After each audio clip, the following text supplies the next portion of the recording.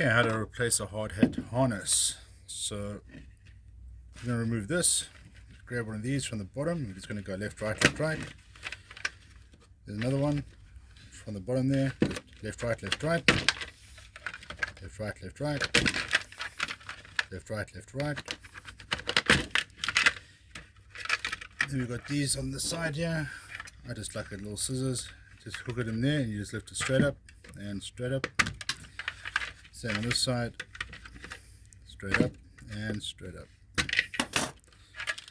So that's your hard hat. Now you're going to get a new harness. You're going to put the new harness in here and you're just going to repeat it, but obviously it's going in the opposite direction. Instead of taking it out, you're putting it back in.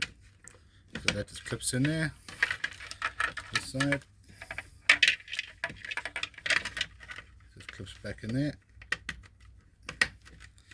These are pretty easy. Just push, clip. Just push and clip. Push and clip. And push and clip. And there you go, we're done.